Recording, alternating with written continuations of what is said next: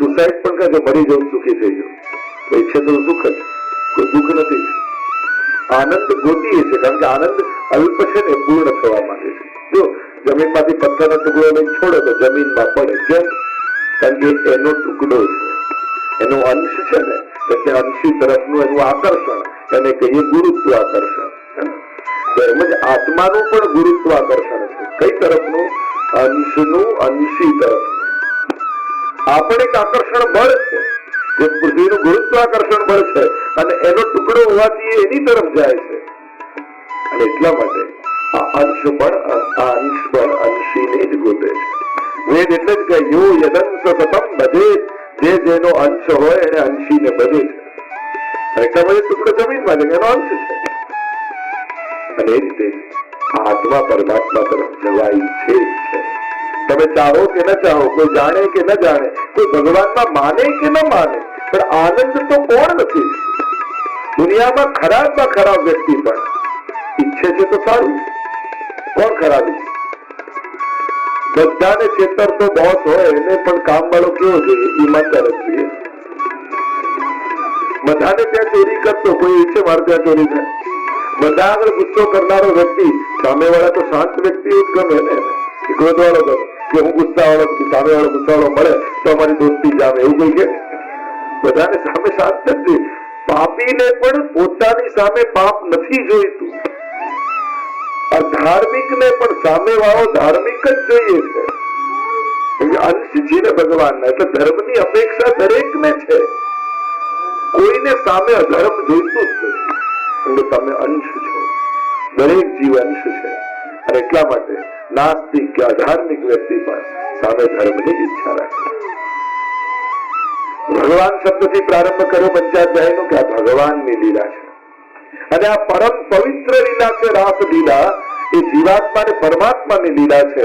અને એટલા માટે તો જેનું 7 દિવસમાં મૃત્યુ થવાનું છે, 5 દિવસની કથા થઈ ચૂકી છે, અને હવે 2 દિવસ બાકી હોય એવાની આગળ કોઈ સ્ત્રી પુરુષનો ગરબો ગાય? કોઈ કોણ ગાઈ રહ્યું છે? આ કોની આગળ? એની આગળ કે જેનો 2 દિવસમાં મૃત્યુ થવાનું છે, એની આગળ કોઈ લૌકિક વાત કરે? આ પ્રમાણ કે આ પરમ અલૌકિક. કોણ ગાય છે? સુખદેવજી. કેવા છે સુખદેવજી? યમ પ્રવદંત મનુપેતમપેત સત્યમ દ્વૈપાયનો વિરહ કાતર આજુહાવ પુત્રેતિ તન્મયતયા તરવો વિનેદુ તમ સર્વભૂત હૃદયમ મુનિમાનતોસ્મિ. સર્વભૂત હૃદયમ, જેને ઈશ્વર સિવાય બીજું કોઈ દેખાતું નથી. કણ કણમાં જેને કેવળ ઈશ્વર દેખાય. એ તો કથામાં આવે છે ને કે જયારે વ્યાસજી સુખદેવજીની પાછળ પાછળ દોડતા હતા એમને રોકવા માટે, એમને ઘરે બોલાવવા માટે, અને અપ્સરાઓ સ્નાન કરતી હતી. એટલે જયારે સુખદેવજી નીકળ્યા તો કઈ ફેર ના પડે, વ્યાસજી આવે તો બધા વસ્તુઓ કરી દીધા. વ્યાસજીને આવ્યો ખરો, મારો 16 વર્ષનો યુવાન દીકરો અહીંયાથી ગયો, તમને શરમ ન લાગી? મારા જેવો ઘરડો જાય તમને સંકોચ લાગી? આવું કેમ? અપ્સરાઓ કે ક્ષમા કરજો મહાત્મન, આપ વૃદ્ધ છો ભલે, પણ આપનામાં આટલી ભેદ બુદ્ધિ તો છે કે આ સ્ત્રી છે ને આ પુરુષ છે. આપના પુત્ર સુખદેવજી તો જીવ માત્રમાં કેવળ ઈશ્વરના દર્શન કરે છે. એમને દેહ નથી દેખાતો, એમને આત્મા દેખાય છે. આ ફરક છે વ્યાસજી. એવા સુખદેવજી કોઈ સ્ત્રી પુરુષની વાત કરે? આ તો જીવાત્મા અને પરમાત્માનું અનાદિ રમણ છે. ત્રીજું પ્રમાણ ભીષ્મ સ્તુતિ. ભીષ્મ સ્તુતિનો વિચાર કરો. ભીષ્મજી જેવા નૈષ્ઠિક બ્રહ્મચારી એના જેવો વિશ્વમાં કોઈ થયો નથી, જેને સ્વપ્નમાં પણ સ્ત્રીનો વિચાર કર્યો નથી. એવા ભીષ્મજી અંત સમયમાં ભગવાનની આગળ સ્તુતિ કરતા કરતા છેલ્લે 11 શ્લોકમાં સ્તુતિ કરી, છેલ્લે રાસ પંચાધ્યાયને યાદ કરે. હા, ભીષ્મજી યાદ કરે છે પ્રભુ રાસ લીલા. વિચાર કરો કેવી પરમ પવિત્ર લીલા હશે જેને અંત સમયમાં ભીષ્મજી ભગવાનની આગળ યાદ કરે. તમે અષ્ટસખાઓના દરેકના ચરિત્ર વાંચો 84-252 એમની છેલ્લી ઘડી હોય અને ગુસાઈજી પૂછે, સુરદાસ ચિત્ત કે વૃત્તિ કહા હૈ? અને કે રાતે બેઠી તિલક સવાર ખંજન નયન રૂપ રસ માથે. એ જ રાસલીલાઓનું સ્મરણ કરતા જાય. તો આવી આ લીલા રાસલીલા જે સર્વ ભક્તો માટે શિરમોર લીલા કહેવાય. જો ભક્તિ ભક્તિ માર્ગનો સર્વોચ્ચ ફલ કયું, સર્વોચ્ચ આનંદ કયો? તો ભક્તિ માર્ગનો, કૃષ્ણ ભક્તિનો સર્વોચ્ચ આનંદ એટલે રાસ સમયે જે આનંદ સ્વામીજીને અનુભવ થાય છે એ સર્વોચ્ચ આનંદ, એનાથી ઉપરનો બીજો કોઈ આનંદ નથી. અને એટલા માટે જ મહાપ્રભુજીને એ સ્વામીજી રૂપ કહેતા કે આનંદ પરમાનંદ, એ પરમાનંદ છે. પ્રભુનો આનંદ એ આનંદ, પણ સ્વામીજીનો આનંદ એ પરમાનંદ. અને એ વલ્લભ ભૂતલ પર પધારી સ્વામીજી રૂપ આપણને સૌને આનંદનું દાન કરવા માટે પધાર્યા. એ પરમાનંદ, એનો કરોડમો અંશ પણ જો જીવને અનુભવ થઈ જાય તો એનું જીવન આનંદમય બની જાય, એ સર્વ પરમાનંદમય બની જાય. તો એ આનંદની ગાથા આ રાસ પંચાધ્યાયમાં છે. એની પ્રક્રિયા એ રાસ પંચાધ્યાય. તો ભગવાન અપી કા રાત્રિ, એ રાત્રિ કઈ રાત્રિ? ચીર રણ સમયે ઠાકોરજીએ જે રાત્રિનું વચન આપ્યું હતું, ગોપીજનોએ વ્રત કર્યું કે પ્રભુ અમને પતિ રૂપે મળે. કહ્યું કે જયારે શરદની રાત્રિ આવશે ત્યારે મનોરથ પૂરો થશે. અને એ રાત્રિને જોઈ પ્રભુ પધાર્યા વનમાં. કદંબના વિશાળ વૃક્ષની નીચે ત્રિભંગી રૂપ પ્રભુએ ધારણ કર્યું. જો પ્રભુનું નામ છે ત્રિભંગીલાલ. એ ત્રણ જગ્યાએથી પ્રભુના શરીરમાં ભંગ છે. ત્યાંથી સૌથી પહેલા તો ગ્રીવાથી, ગળાથી વાંકા, કમરથી વાંકા અને ચરણથી વાંકા. અને ચરણ કઈ પ્રભુની પ્રક્રિયા સુબુદ્ધિમાં વાળશું ને, ડાબુ ચરણ રાખે ને ઉપર જમણું ચરણ ઠાકોરજી રાખે. ડાબુ પુષ્ટિ છે ને પર મર્યાદા. તો ચરણથી ભંગ, કટી એટલે કમરથી ભંગ અને ગળાથી ભંગ, આ ત્રણ જગ્યાએથી વાંકા. વાંકા એટલે જ છે, દિવાલમાં સીધી ખીલી હોય તરત નીકળી જાય. વાંકી થઈ ગયા પછી એને કાઢવી બહુ અઘરી. આ એવો વાંકો છે કે આ દિલમાં ઘૂસ્યો ને કૃષ્ણ, પછી એને કાઢવો બહુ અઘરો. કૃષ્ણ યાદ ના આવે એ વાત જ સમજમાં નથી, એને ભૂલવો અઘરો. ગોપીઓ તો અમે ભૂલી નથી શકતી. हमने याद ना होता है गोपियों को, हमारे जगह के पदों में तो कई बार आए. विनती करती है गोपियां कि याद मत आओ. कृष्ण तो એવું છે કે જે ભૂલાય જ નહીં. લોકો બરે જ્ઞાનીઓ કહે કે બ્રહ્મ ક્યાં છે, હોય તો દેખાય નહીં, આમ છે. ભગવતીઓને પૂછ્યું કે બ્રહ્મ દેખાય? ભગવતીએ તો કહે શ્યામ લગ્યો સંગ ઢોલે રે માઈ. આ પાછળ પાછળ આવે. શ્યામ લગ્યો સંગ ઢોલે, જીત જાઉં તો આડો ही આવે, बिना बुलायो बोले. આ વચ્ચે આડો આવીને ઉભો રહી જાય. વાત નથી કરવી તો પાલો ખેંચી ખેંચીને બોલે છે. બોલો, હવે એક સાધારણ જીવ की અવસ્થા, જ્ઞાનીઓની અને એક ભક્તની અવસ્થા. પેલો બ્રહ્મને ગોત્યા કરે કે ક્યાં મળે, અને બ્રહ્મ આમની પાછળ પાછળ દોડતો હોય. શેષ મહેશ ગણેશ દિનેશ સુરેશ હી જાય નિરંતર ધ્યાવે, જાય અનાદિ અખંડ અનંત છેદ અભેદ સુભેદ બતાવે. નારદ સે સુખ જાહી રતે, પછી હારી તોય પૂરી પાર ન પાવે. ताही अहिर की छोहरिया छछिया भर छाछ पे नाच नचा. एक चिल्लू भर छाछ के लिए उस ब्रह्म को जिसको बड़े बड़े देवताएं ढूंढते रहते हैं फिर भी दिखाई नहीं देता, वो ब्रह्म गोपियों के आंगन में नाचता हुआ रसखान जी को दिखाई दिया. जो गोपियों के आंगन में नाच रहा. ये मोटा मोटा देवताओं જે કણિકા પ્રસાદી માટે કોઈ બ્રહ્માજી માછલું બનીને આવે, મહાદેવજી કોઈ રૂપ લઈને આવે, કણિકામાં અમને પ્રસાદી મળી જાય કે હમણાં પ્રભુ છાક લીલા કરી હાથ ધોવા યમુનાજીમાં આવશે એટલે માછલું બનીને પ્રસાદી કણિકા લઈ લઉં. અને પ્રભુને ખબર પડી કે બ્રહ્માજી આવ્યા એટલે પ્રભુએ સખાઓને કહ્યું આજે કોઈ હાથ ધોવાના નથી, મારા પિતાંબરમાં પહોંચી દો. અને ન મળ્યું એટલે રસખાનજીએ એક ચિત્ર જોયું કે ઠાકોરજી ને યશોદાજીએ રોટલી આપીને ઉપર માખણના લોટો મૂકી, લે રાના ખાલી. અને જ્યાં કલેવું આપ્યું ને ઠાકોરજી આરોપતા હતા એટલામાં ડાળ પર બેસેલો કાગડો ઉડતો ઉડતો ઉડતો આવ્યો, ઠાકોરજીના હાથમાંથી માખણ રોટી લઈ ગયો. એટલે રસખાનજીએ કહ્યું કાગ કે ભાગ કહા કહીએ જો લે ગયો હરી હાથ તો માખણ રોટી.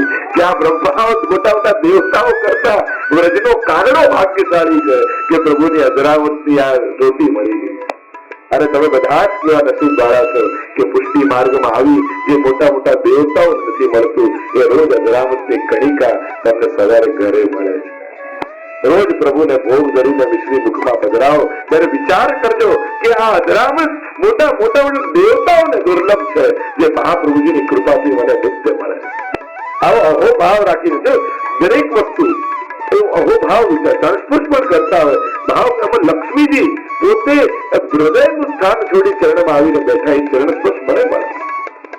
એ મુખારવિંદના દર્શન છે. દરેક અંગનું જે એ મહત્તા છે. ગોપી ગીતમાં આવશે, ગોપીજનો બધાનો વિચાર કરે. તો આ રાસલીલા પ્રભુ ત્રિભંગી રૂપ ધારણ કર્યો, અધર પર વેણું પધરાવી અને પ્રભુએ વેણુનાદ કર્યો. કદો એટલે કહ્યું કે પ્રભુએ જયારે વેણુનાદ કર્યો તો તદનંદ વર્ધનમ, કેવો કર્યો? અલૌકિક કામને વધારનારો વેણુનાદ કર્યો. ગોપિયા ભિન્ન ભિન્ન કાર્યમાં વ્યસ્ત હતી. કોઈ પતિની સેવા કરી રહી હતી, કોઈ બાળકોને સેવા કરી રહી હતી, કોઈ દૂધ પકવી રહી હતી, કોઈ ઘરની સફાઈ કરી રહી હતી. અહીંયા મહાપ્રભુની સુવૃત્તિમાં ગોપીજનોના ભેદ બતાવે છે. તામસ, રાજસ, સાત્વિક, કઈ કઈ ગોપીઓ છે? કાકા 9 ભેદ બતાવ્યા. તામસ તામસ તામસ, રાજસ તામસ સાત્વિક, રાજસ રાજસ રાજસ સાત્વિક, રાજસ તામસ, સાત્વિક સાત્વિક સાત્વિક, રાજસ સાત્વિક તામસ. સમજી ગઈ? સરળ ભાષામાં જો સમજાવ, તામસ ગોપીઓ ગંગે મહાપ્રભુજી 19 પ્રકારના ભેદ ગોપી ગીતમાં બતાવે. ગોપી ગીત કોઈ એક જ ગ્રુપ ગોપીઓએ ભેગા મળીને ગાયું નથી, કોઈ એક ગોપીએ ગાયું નથી, કોઈ એક ગ્રુપે ગાયું નથી. 19 ગ્રુપ એટલે કે પુષ્ટિ ભક્તિની લેંગ્વેજમાં કહો યુથ, 19 યુથ, અને એમણે એક શ્લોક ગાયો છે. એટલે બધા શ્લોકો કોઈ એક ભેગા મળી નથી ગાયા. દરેક શ્લોક ગાનારા ગોપીજનોનું યુથ જુદું છે. અને એટલા માટે દીનતાના વચન મળશે અને નિંદાના મળશે. કપટી એ કે છે ગોપીજન. તો તામસ, રાજસ અને સાત્વિક 3 પ્રકાર. સાદી ભાષામાં તમને સમજાવું કોશિશ કરું. તામસાહ દેવ નિંદકાહ. તામસ ગોપીઓ કઈ બધું આરોપણ ઠાકોરજી પર જ કરે. તમે જ કઠોર છો, અમે તો આપના માટે તરસીએ છીએ, આપની કૃપાની રાહ જોઈએ છે, પણ આપને કૃપા કરતા આવડતું જ નથી. જે પ્રભુની નિંદા કરે, પ્રભુ પર આરોપણ મૂકે, બધી તામસ ગોપી. સાત્વિકાહ આત્મનિંદકાહ. સાત્વિકો કઈ પ્રભુ અમારામાં જ કોઈ કમી છે, આપ તો કૃપાળુ છો, આપ તો દયા સાગર છો, કરુણા સાગર છો, અમારા જ ભાવમાં કોઈ કમી છે કે અમે આપની કૃપાનો અનુભવ નથી કરી શકતા. આ સાત્વિક ગોપી. અને રાજસાહ મિશ્રા. રાજસો ને ક્યારેક તામસ ભાવ આવી જાય, ક્યારેક સાત્વિક ભાવ આવી જાય. આ મિશ્રિત ભાવ હોય રાજસ ગોપી. તો અહીંયા જુદા જુદા કાર્યો પરથી બતાવ્યું. જેમ જે સેવા કરતી હતી એ સેવા કરનારી વૃત્તિ એ સાત્વિક વૃત્તિ છે, એ સાત્વિકો છે. જે વ્યાપાર કાર્ય કરે, દૂધ પકડવું, દહીં બનાવવું, એ છે રાજસ ગોપીઓ. અને જે નાશ કરે છે, ઉકાળીને દૂધ કતમ કરે છે, સફાઈ કરે, એ બધી તામસ ગોપીઓ. તો એમાં ભેદ બતાવે એના કાર્ય પરથી. કારણ કે પ્રવૃત્તિ પરથી વૃત્તિનો ખ્યાલ આવે. એ પ્રવૃત્તિ પ્રમાણે એની વૃત્તિ. અહીંયા ગોપીજનોના કર્ણમાં પ્રભુનો વેણુનાદ સંભળાયો, લૌકિક ભાન ભૂલાયો અને થયું શું? એ રાત્રિ આવી ગઈ. ઠાકોરજી અમને બોલાવી રહ્યા છે કે શું? લૌકિક આસક્તિ સમાપ્ત થઈ. જે દશામાંથી ગોપીઓ દોડી છે પ્રભુને મળવા માટે, ગોપીઓ દોડવા લાગી. અને પરીક્ષિત મહારાજે પ્રશ્ન કર્યો કે અરે સુખદેવજી, આ ગોપીઓ કાંત ભાવથી, પ્રેમ ભાવથી દોડે છે, છતાંય ભગવાને તો ઉદ્ધાર કર્યો, કૃપા કરી.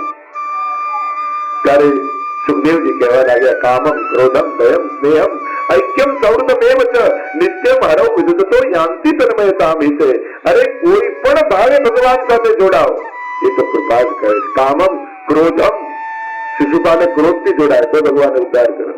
ભયમ, કંસ ભયથી જોડાય તો ભગવાને ઉદ્ધાર કર્યો. આપણે ક્યારે એમ નથી કહેતા મારીને નરકમાં નાખ્યો, આપણે એમનો ઉદ્ધાર કર્યો. આ બધાનો ઉદ્ધાર કર્યો છે પરમાત્મા. સ્નેહમ ઐક્યમ સૌહૃદમ, કોઈ પણ ભાવે ભગવાન સાથે જોડાઓ, એ કૃપા જ કરે છે. સુખદેવજી કહેવા લાગ્યા, કયા ભાવે ભાગે છે એ ન જોઈ, કોની તરફ ભાગે છે એ જો. ये जा रही है उस परम परमात्मा श्री कृष्ण की ओर, आनंद की ओर, परमानंद की ओर, उस रस की ओर. और इसलिए कोई भी भाव हो वो तो चलो जब पारस मणि हो कोई पण आकारનું લખા કરે તો અડાડે સોનું તો થઈ જાય. એમ ગોપીઓ ભાઈ, કેટલીક ગોપીઓ ઘરેથી નીકળી ન શકી. હું તો ઘેરી ફરું ઘરે માય, કોણે દીધી સાકલડી? સ્વજનોએ સાકલ લગાવી દીધી. એવો તાપ થયો કે પ્રભુ એમને બોલાવ્યા, અમે જઈ ન શક્યા. ત્યાં બધા પાપો ભોગવાઈ ગયા. અને જયારે મન ભગવાનમાં લાગ્યું ત્યારે એવો આનંદ થયો કે બધા પુણ્યોના ફળ મળી ગયા. અને એ ગોપીજનોના ઘરમાં જ ઉદ્ધાર થઈ ગયા. મહાપ્રભુજી એમને અંતર્ગ્રહતા ગોપીજન કહે છે કે જે બહાર નીકળી ન શક્યા અને ત્યાં જ્યાં હતા ત્યાં જ ઉદ્ધાર થઈ ગયો. કહ્યું કે એમને રાસનો અનુભવ કઈ રીતે થાય? તો હરિરાજની શિક્ષાપત્રમાં સમજાવે છે કે ઠાકોરજી નાના હોય ત્યારે હાથનો અંગૂઠો મુખમાં પધરાવે, ચરણનો પધરાવે ને હસ્તનો પધરાવે. તો કે હસ્તનો અને ચરણનો અંગૂઠ મુખમાં કેમ પધરાવે? આ દર્શન થયા પ્રલય કાળમાં એક વટના પત્તા ઉપર અને સૂતેલા બાલકૃષ્ણ પ્રભુ ચરણના અંગૂઠ મુખમાં પધરાવે. તો ભાવ શું બતાવ્યો કે આજે અંતર્ગ્રહતા ગોપીજનો હતા જે પહોંચી નતા શક્યા, એમના પ્રાણ છૂટ્યા અને પ્રભુના ચરણારીમાં સમાઈ થઈ ગયા. અને ત્યારે ગોપીજનો કહ્યું કે અમે તો ચરણમાં પધાર્યા, આવ્યા, અધિકાર થયો, તો રાસમાં તો અધરામૃતનો અધિકાર હોવો જોઈએ. તો ઠાકોરજી કે તમે સાધન ન કરો તો પુષ્ટિમાં તો હું જીવને સાધન કરી આપું. અને પ્રભુ પોતાના ચરણને અંગુષ્ઠ મુખમાં પધરાવી અને એ જીવોને પણ અધરામૃત પ્રદાન કરે. તો આ ભાવ આપણે ક્યાં બતાવે? આમ ગોપીજનો નીકળી ન શક્યા અને બાકી બધા ગોપીજનો દોડતા દોડતા દોડતા દોડતા ઠાકોરજીને સન્મુખ આવીને ઉભા રહ્યા. એકવાર એક જણ કથા કરતા હતા ને કથા કરતા આ પ્રસંગ આવ્યો કે અડધી રાતના ઠાકોરજીએ વેણુનાદ કર્યો અને ગોપીજનો ઘરબાર છોડી અને પ્રભુની સન્મુખ આવીને વનમાં ઉભા રહી ગયા. તો કે કથા પૂરી થઈ એટલે પૂછ્યું પ્રેક્ટિકલ કે પ્રેક્ટિકલ આવું પોસિબલ છે કે અડધી રાતના કોઈ વેણું વગાડે અને લોકો ઘરબાર છોડીને જંગલમાં પહોંચી જાય? પેલા કથાકાર કહેતા હતા જે સંત, કહ્યું કે આ તો અડધી રાતની કથા છે, રાતના આવજો. તો કઈ લોકો અડધી રાતના જંગલમાં આશ્રમમાં પહોંચી ગયા કે અમને જવાબ આપો કે અડધી રાતના કોઈ વેણું વગાડે ઘરબાર છોડીને કોઈ જંગલમાં પહોંચે? કે આ તો યમુનાજીના તટની કથા છે, ત્યાં ચારો ત્યારે કોઈ ચારો જવાબ તો લઈને જ છોડીશ. અડધી રાતના કોઈ વેણું વગાડે કોઈ ઘરબાર છોડીને જંગલમાં આવી શકે? પોસિબલ છે?